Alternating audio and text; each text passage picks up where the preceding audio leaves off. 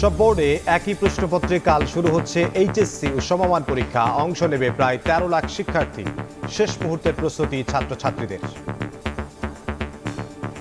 অভিন্ন ভিত্তিক প্রশ্নের সম্মুখীন হচ্ছি, সেজন্য একটু নার্ভাস লাগলেও আলহামদুলিল্লাহ আমাদের পরিস্থিতি খুবই ভালো। প্রশ্ন স্ট্যান্ডার্ড মানের হলে আশা রাখি আমরা সবাই ভালো রেজাল্ট করতে পারবো। আমাদের প্রস্তুতি আল্লাহর রহমতে খুবই ভালো।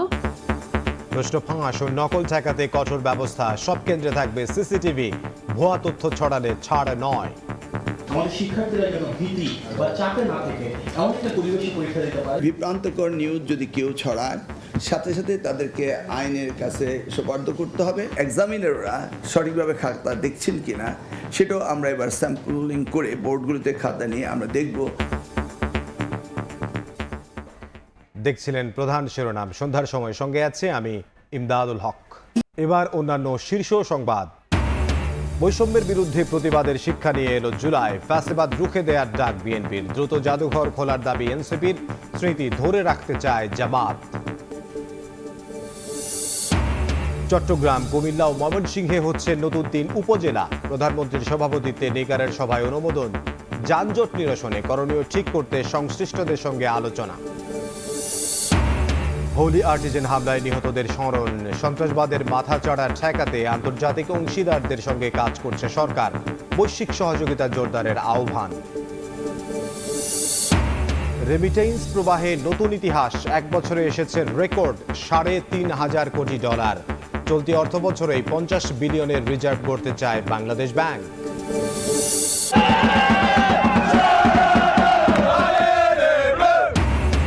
ফ্রান্সের অপ্রতিরোধ্য ছুটে চলায় সমর্থকদের উল্লাস। গোল্ডেন বুট রেসের শীর্ষে এমবাপ্পে। শেষ 16য় নরওয়েকে পেল ব্রাজিল। নকআউট বাধা পেরোতে রাতে মাঠে নামছে ইংল্যান্ড।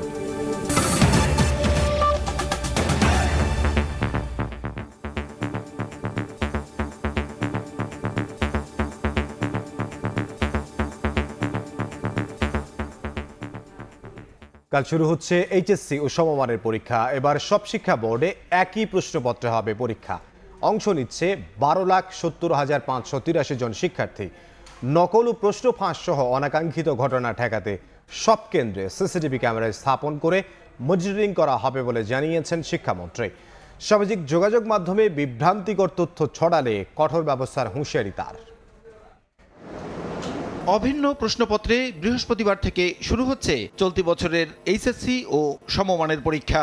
এতে অংশ নিচ্ছে 12,70,583 শিক্ষার্থী। আমাদের প্রস্তুতি আল্লাহর রহমতে খুবই ভালো।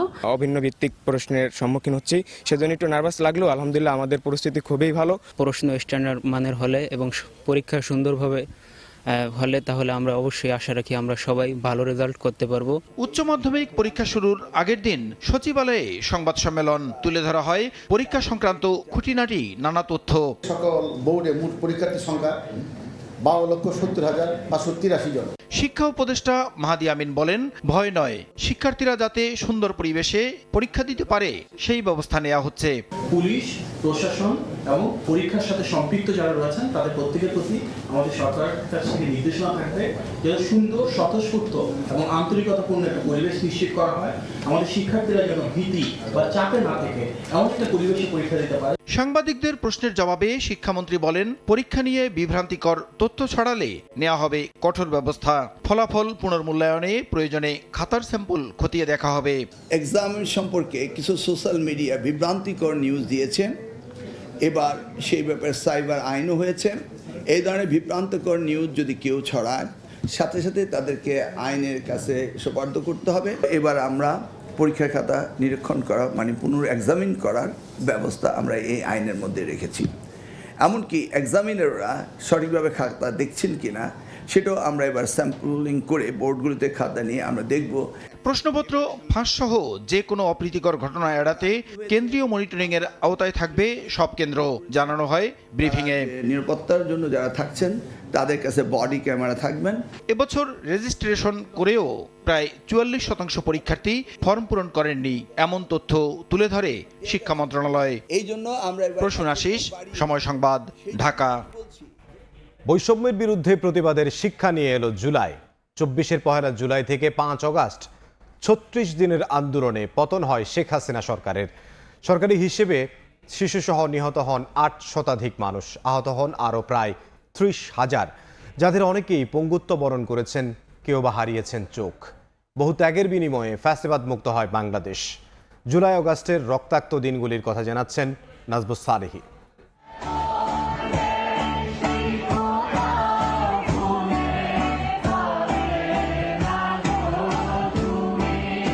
জুলাই গণ অভ্যুত্থান ৩৬ দিনের আন্দোলনে পতন হয় শেখ হাসিনার সরকারের। দেশ ছেড়ে ভারতে পালিয়ে যেতে বাধ্য হন তিনি।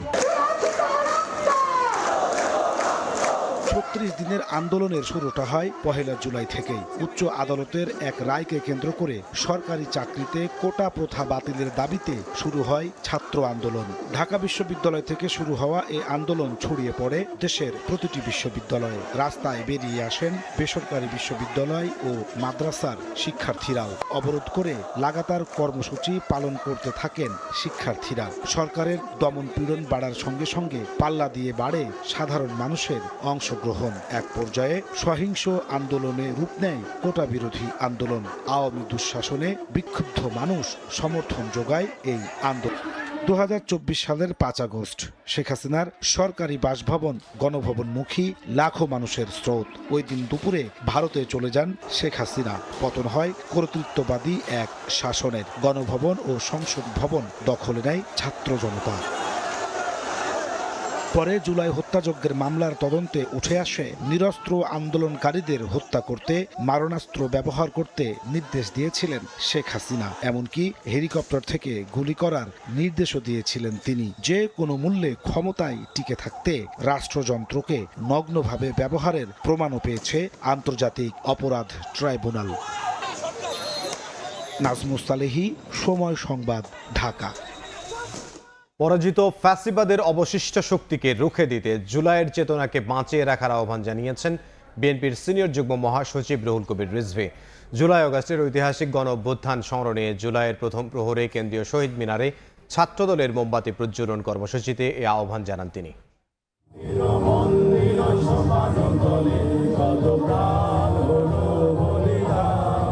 বুধবার রাত ১২টা ১ মিনিট বাজার সঙ্গে সঙ্গেই মোমবাতি জ্বালিয়ে এবং নিরাপত্তা পালনের মাধ্যমে জুলাই গণ অভ্যুত্থান এবং ফ্যাসিবাদ বিরোধী আন্দোলনে শহীদদের প্রতি শ্রদ্ধা জানানো হয়।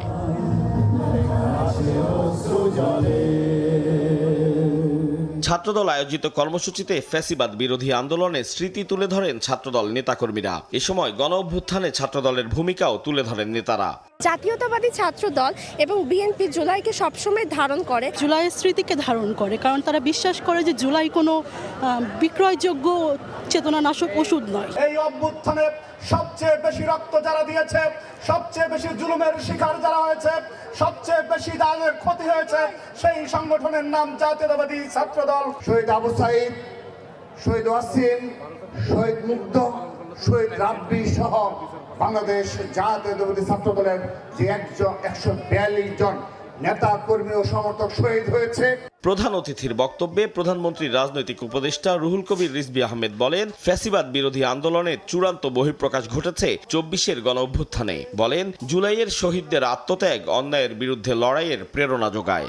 শুধু আলো প্রজ্বলিত শুধু একদিনের জন্য নয়, প্রতিদিন সব কটা জানালা আমাদের খুলে রাখতে হবে। ওই শহীদরা আসবে, চুপি চুপি আসবে, আমাদের স্মৃতিতে তারা ধারণ করব।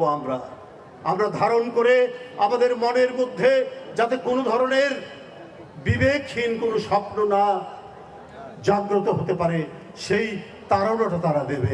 রিজভী বলেন, শহীদদের চেতনা ভবিষ্যতে কোনো স্বৈরাচার, ফ্যাসিবাদ বা গণবিরোধী শক্তিকে মাথাচাড়া দিয়ে উঠতে দেবে না। জাগ্রত তরুণ সমাজ, ছাত্র সমাজ, তারা কোনোদিন ঘুমায় না।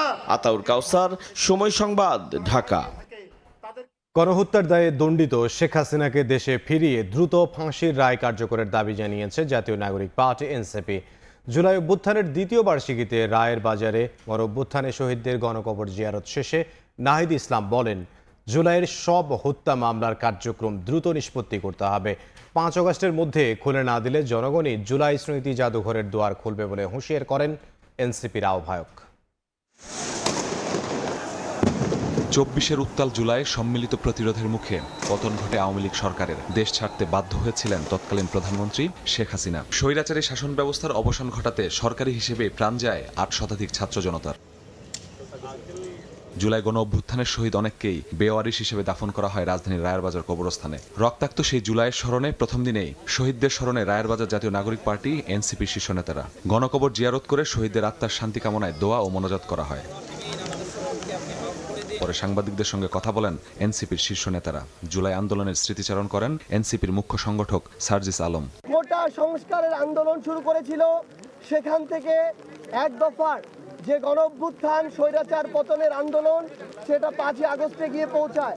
জুলাই হত্যা মামলার কার্যক্রম ধীরগতিতে চলছে জানিয়ে দলের আহ্বায়ক নাহিদ ইসলাম বলেন, দ্রুত এসব মামলার নিষ্পত্তি হওয়া দরকার। দাবি করেন দ্রুত শেখ হাসিনাকে ফিরিয়ে ফাঁসির রায় কার্যকরের। শেখ হাসিনার মামলার রায় হয়ে রয়েছে, আমরা আশা করব যে শেখ হাসিনাকে সহ জুলাই গণহত্যাকারী এবং ওসমান হাদির হত্যাকারী যারা ভারতে পালিয়ে রয়েছে তাদেরকে দেশে এনে বিচারে কাঠগড়ায় দাঁড় করানো হবে এবং শেখ হাসিনার ফাঁসির রায় সেটি কার্যকর করা হবে। গণ অভ্যুত্থানের বার্ষিকীতে জুলাই স্মৃতি জাদুঘর খুলে না দিলে জনগণ নিজ দায়িত্বে সেটি উদ্বোধন করবে বলেও হুঁশিয়ারি করেন নাহিদ। 5ই আগস্টের মধ্যে জুলাই জাতীয় জাদুঘর খুলে দিতে হবে, না হলে জনগণ নিজেরাই সেই জাদুঘর কিন্তু খুলে নেবে এবং নিজেরাই সেই জাদুঘরে যাওয়ার ব্যবস্থা করবে। জুলাই সনদ ও গণভোটের রায় বাস্তবায়নের পাশাপাশি রাষ্ট্র কাঠামো সংস্কারে এই আন্দোলন চলবে বলে মন্তব্য করেন এনসিপির নেতারা। মাসুদুর রহমান, সময় সংবাদ, ঢাকা। জুলাই আন্দোলনের স্মৃতি ধরে রাখতে সরকার পর্যাপ্ত বরাদ্দ রাখেনি বাজেটে। সংসদের এলডি হলে বাজেট পরবর্তী মতবিনিময় সভায় কথা বলেছেন বিরোধী দলীয় নেতা ও জামাত আমির ডক্টর শফিকুর রহমান। বলেন, সরকার গণভোটের রায় অগ্রাহ্য করায় রাজনীতিতে নতুন সংকট তৈরি হয়েছে। 5 বছর সরকার যখন পূর্ণ করবে, জাতীয় সংসদের এলডি হলে বাজেট পরবর্তী মতবিনিময় সভার আয়োজন করে বিরোধী দল। অংশ নেন বিরোধী দলীয় সংসদ সদস্য ও জামায়াত নেতারা। সাবমিট হলো বেসরকারি বিল হিসাবে। এ সময় বিরোধী দলীয় নেতা ও জামায়াত আমির ডাক্তার শফিকুর রহমান বলেন, বিরোধী দলের সব প্রস্তাব আমলে নেয়নি সরকার। দুর্নীতি মুক্ত রেখে বাজেট বাস্তবায়ন করাই বড় চ্যালেঞ্জ বলেও মন্তব্য করেন তিনি। বড় বাজেট করা কোনো অপরাধ নয়, একটা জাতির ভিশন থাকলে বড় বাজেট লাগবে। চ্যালেঞ্জটা কয়েক জায়গায়। একটা হলো বাজেট বাস্তবায়নের সক্ষমতা, এর চাইতে বড় হলো দুর্নীতি। এই দুই জায়গায় যদি বড় সংস্কার আনা না যায়, বাজেট হবে কিন্তু বাজেটের প্রকৃত সুফল জনগণ পাবে না। জুলাই আন্দোলনের স্মৃতি ধরে রাখতে সরকার পর্যাপ্ত বরাদ্দ রাখেনি বলে অভিযোগ করেন বিরোধী দলীয় নেতা। জুলাই সংক্রান্ত দুটি প্রতিষ্ঠান আছে, একটি জুলাই জাদুঘর আর একটা জুলাই ফাউন্ডেশন। এই দুইটার ব্যাপারে কিচ্ছু নেই। কি হলো, জুলাইকে হারিয়ে যাবে? জুলাই না থাকলে আমরা কোথায়? এই সংসদ কোথায়? এই সরকার কোথায়? সরকার গণভোটের রায় অগ্রাহ্য করায় রাজনীতিতে নতুন সংকট তৈরি হচ্ছে বলে মন্তব্য করেন জামায়াত আমির। এই যে প্রায় 70% মানুষের ভোটকে অগ্রাহ্য করা হলো, অপমান করা হলো। হাসান ওয়ালি, সময় সংবাদ, ঢাকা। ঢাকা জেলায় অন্তর্ভুক্ত হচ্ছে রাজুকের পূর্বাঞ্চল প্রকল্পের নারায়ণগঞ্জ ও গাজীপুরের অংশ। এছাড়া 3টি নতুন উপজেলা ও একটি থানা অনুমোদন দিয়েছে প্রশাসনিক পুনর্বিন্যাস সংক্রান্ত জাতীয় বাস্তবায়ন কমিটি নিকার। সচিবালয়ে মন্ত্রিপরিষদ বিভাগে প্রধানমন্ত্রী তারেক রহমানের সভাপতিত্বে নিকারের 121তম বৈঠকে এই সিদ্ধান্ত হয়। বৈঠকের পর এ তথ্য জানিয়েছেন প্রধানমন্ত্রীর উপপ্রেস সচিব হাসান শিপলু। সরকারের সিদ্ধান্ত অনুযায়ী চট্টগ্রামের ফটিকছড়ি উত্তর, কুমিল্লার বাঙ্গারা এবং ময়মনসিংহের দক্ষিণ গফরগাঁও নতুন উপজেলা হিসেবে প্রশাসনিক কাঠামোতে যুক্ত হবে, আর নতুন থানা হিসেবে পরিচিত হবে চট্টগ্রামের হালদা। বৈঠকে উপস্থিত ছিলেন স্থানীয় সরকার, বাণিজ্য, অর্থ, আইন, সড়ক পরিবহন ও সেতুমন্ত্রী সহ ঊর্ধ্বতন কর্মকর্তারা।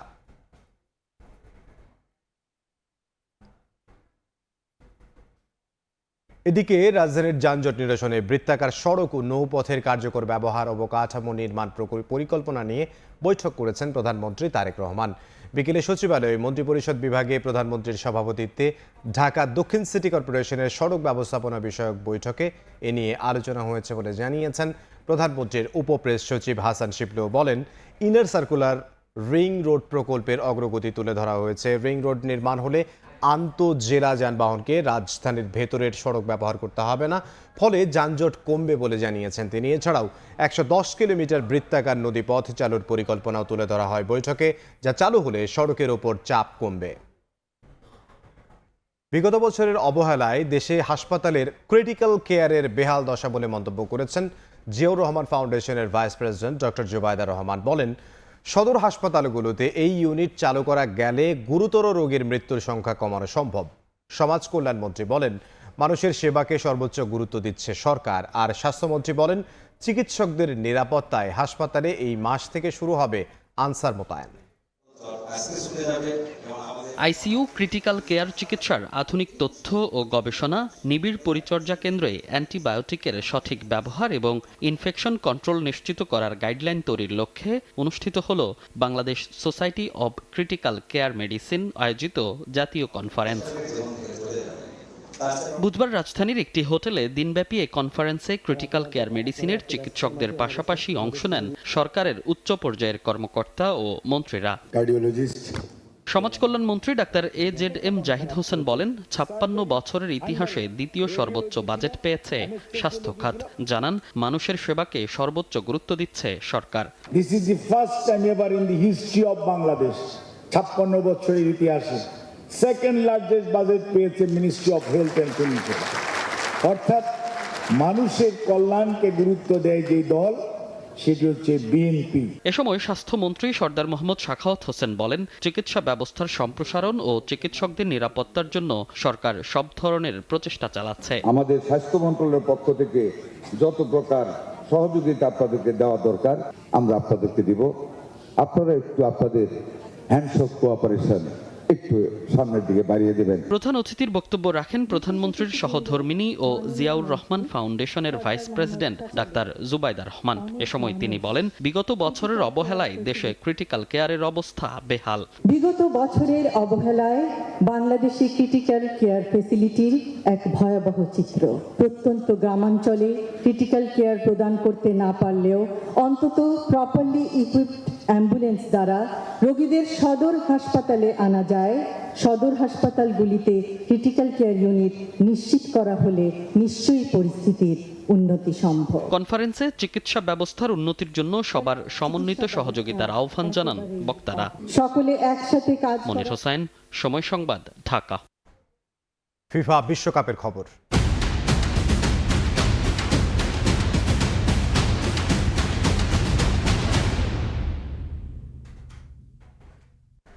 গ্রুপ পর্বে অপরাজিত থেকে এবার রাউন্ড অফ 32-তে রাতে DR কঙ্গোর বিপক্ষে মাঠে নামছে ইংল্যান্ড। শিরোপা জয়ের দৌড়ে বেশ ভালোভাবেই এগুচ্ছে টমাস টুখেলের দল। কোনো রকম চাপ ছাড়াই সহজাত ফুটবল খেলে শেষ 16তে জায়গা করে নিতে চায় থ্রি লায়ন্স। ইংল্যান্ডের হয়ে ইতোমধ্যে ফিফা বিশ্বকাপে সর্বোচ্চ গোলের রেকর্ড করে ফেলেছেন হ্যারি কেইন। 2018 সালে জিতেছিলেন গোল্ডেন বুট। বিশ্বকাপে দুইবার গোল্ডেন বুট জয়ী প্রথম খেলোয়াড়ের লড়াইটা তাই হতে পারে মেসি বনাম কেইনের। 6 গোল করে এবারের গোল্ডেন বুট জয়ের দৌড়ে মেসি এগিয়ে থাকলেও 3 গোল করা কেইনও আছেন সেরা ফর্মে। রাউন্ড অফ 32-তে DR কঙ্গোকে সহজ প্রতিপক্ষ মানলেও সতর্কে থাকছে থ্রি লায়ন্স।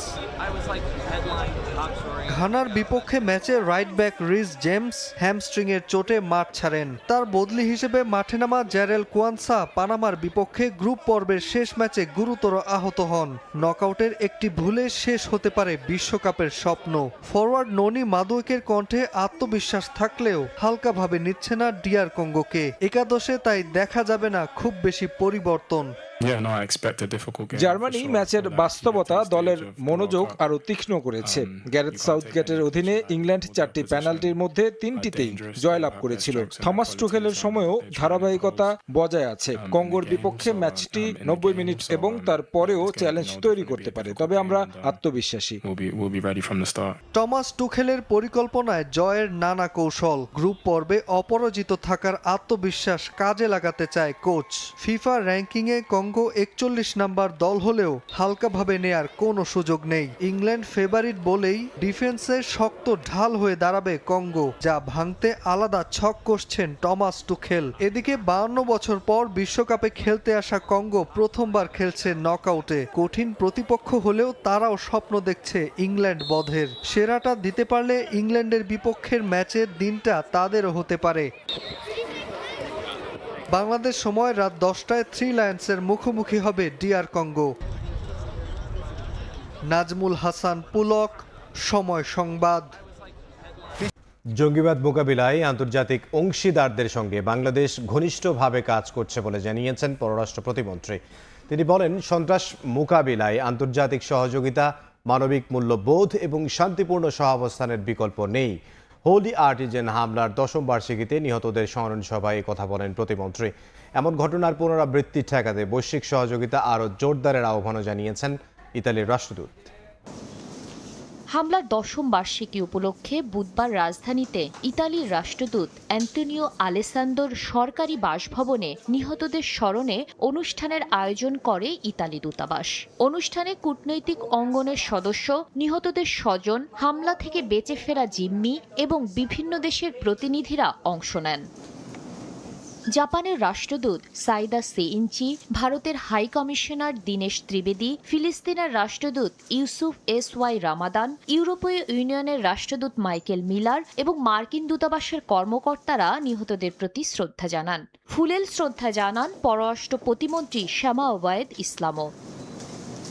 মর্মান্তিক সেই ঘটনার স্মরণে 1 মিনিট নীরবতা পালন করা হয়। স্মরণ সভায় বক্তারা বলেন, এ ধরনের ট্র্যাজেডি যেন আর কখনো ফিরে না আসে, সে লক্ষ্যে বৈশ্বিক সহযোগিতা আরও জোরদার করা প্রয়োজন। The terrorists sought to sow hatred and fuel division between the people of Bangladesh and the international community, and a heightened awareness of the value of dialogue among peoples and of our shared commitment to combating violence. Holey Artisan হামলাকে বাংলাদেশের ইতিহাসে এক কালো অধ্যায় উল্লেখ করে পররাষ্ট্র প্রতিমন্ত্রী বলেন, জঙ্গিবাদ মোকাবেলায় আন্তর্জাতিক অংশীদারদের সঙ্গে ঘনিষ্ঠভাবে কাজ করে যাচ্ছে Bangladesh. Terrorism can never be justified on political, religious, ideological or any other grounds. Our government remains steadfast in its determination to confront terrorism and violent extremism at all spheres. Such forces have no place in Bangladesh. স্মরণ সভা থেকে সন্ত্রাসবাদের বিরুদ্ধে সম্মিলিত প্রতিরোধ, আন্তর্জাতিক সহযোগিতা জোরদার এবং মানবিক মূল্যবোধ সমুন্নত রাখার আহ্বান জানানো হয়। শাতিলা শারমিন, সময় সংবাদ, ঢাকা।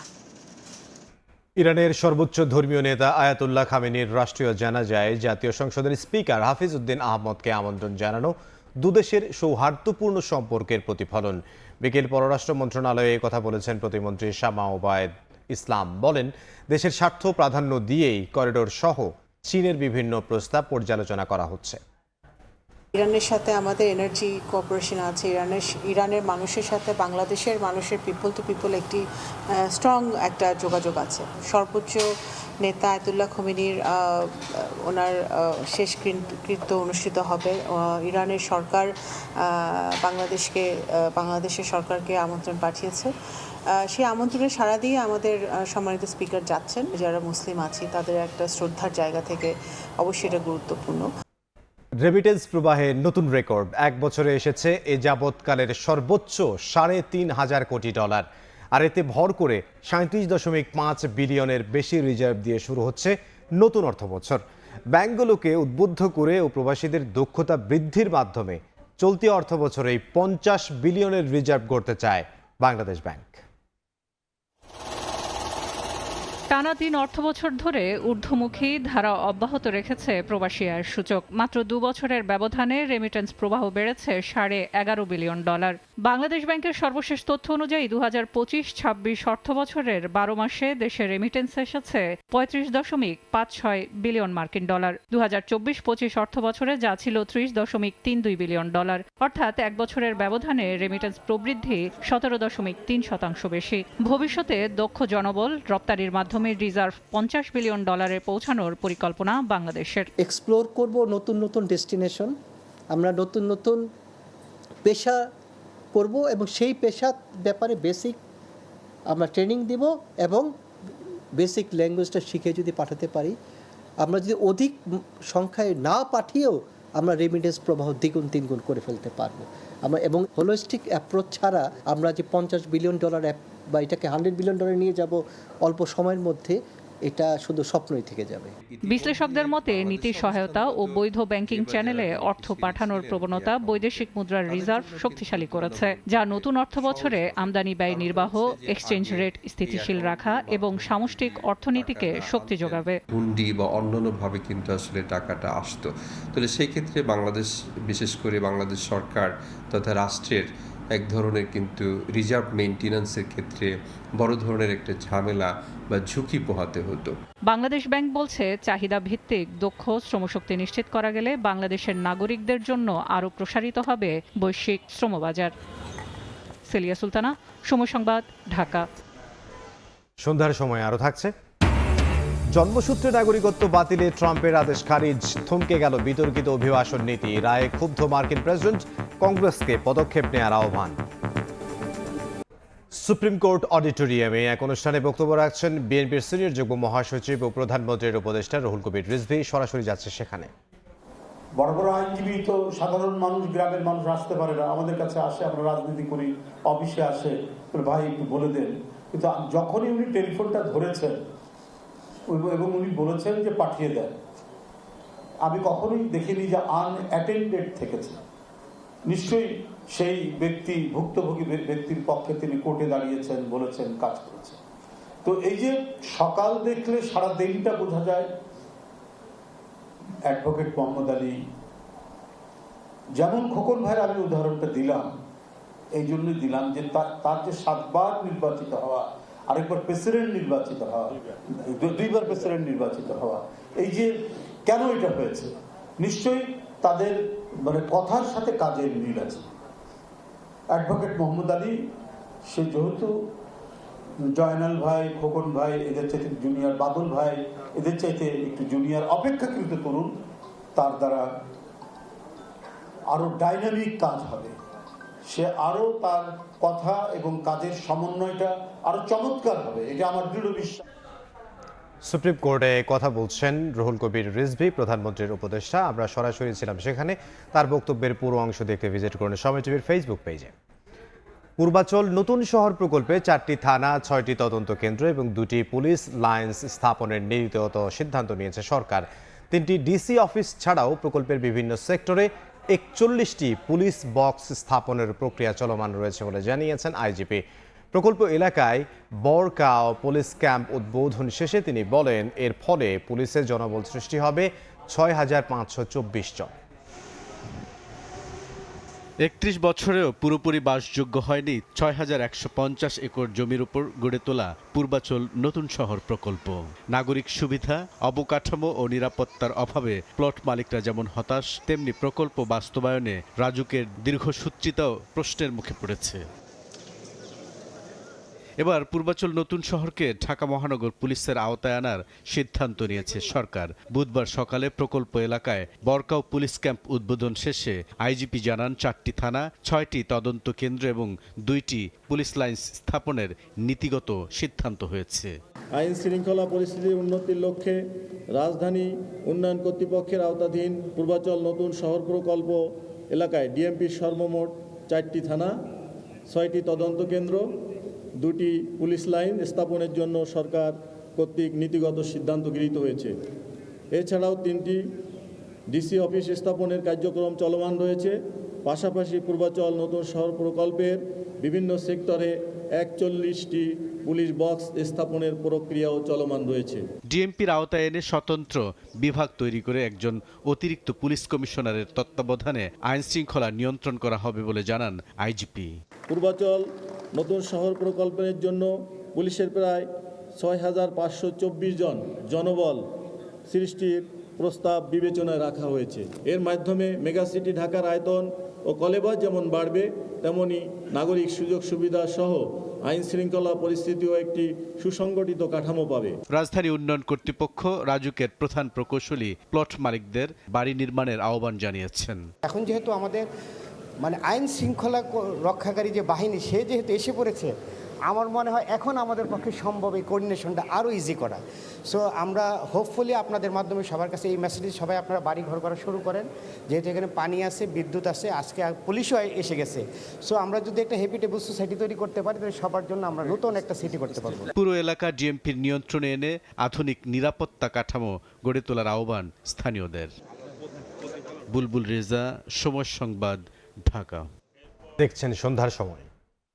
চট্টগ্রামে যুবককে গুলি করে হত্যা করা হয়েছে দুপুরে নগরীর মুরাদপুর ফরেস্ট গেইট এলাকায়। আজাদকে ডেকে নিয়ে যায় বাবু নামে এক যুবক।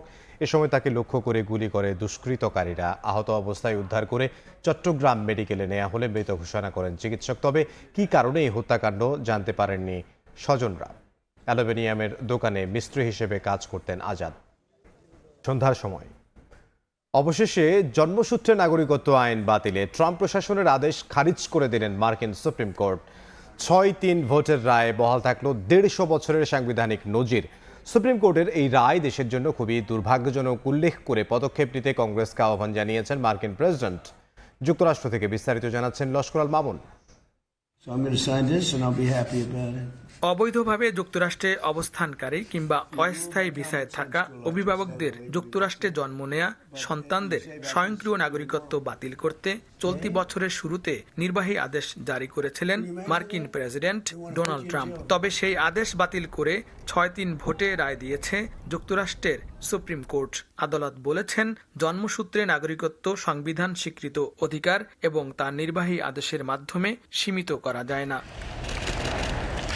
প্রধান বিচারপতি জন রবার্টস সংখ্যাগরিষ্ঠ মতামতে বলেন, যেসব বাবা মা অবৈধভাবে বা সাময়িকভাবে যুক্তরাষ্ট্রে অবস্থান করছেন তাদের সন্তানরাও মার্কিন সংবিধান অনুযায়ী জন্মের সঙ্গে সঙ্গেই নাগরিক। তিনি গৃহযুদ্ধ পরবর্তী সময়ে পাশ হওয়া সংবিধানের 14 সংশোধনীর ইতিহাস তুলে ধরে বলেন, এই সংশোধনী যুক্তরাষ্ট্রে জন্মগ্রহণকারী প্রত্যেক ব্যক্তির নাগরিকত্ব নিশ্চিত করেছে। রায়ে তিনি লিখেছেন, নাগরিকত্ব তখনও এবং এখনও অধিকারের অংশ।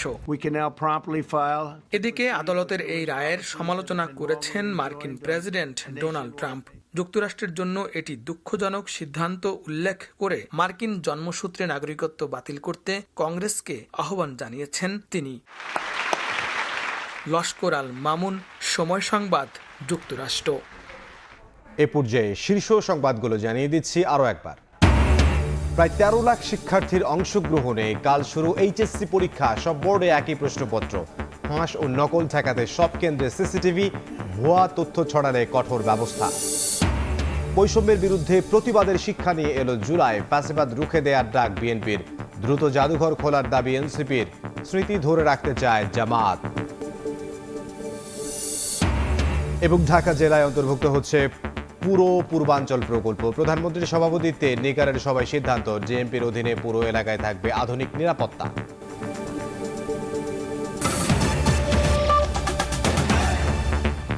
এই ছিল সন্ধ্যার সময়ে বিশ্বকাপ ফুটবলের মহাযজ্ঞ সরাসরি সম্প্রচার করছে সময় টেলিভিশন। দেখতে চোখ রাখুন সময়ের পর্দায়। এরপর জনপদের সময় নিয়ে থাকবেন সহকর্মী গোলাম রাব্বি। ইমদাদ, আপনাকে ধন্যবাদ। জনপদের সময় নিয়ে আসছে কিছুক্ষণ পর, সঙ্গেই থাকুন সময়।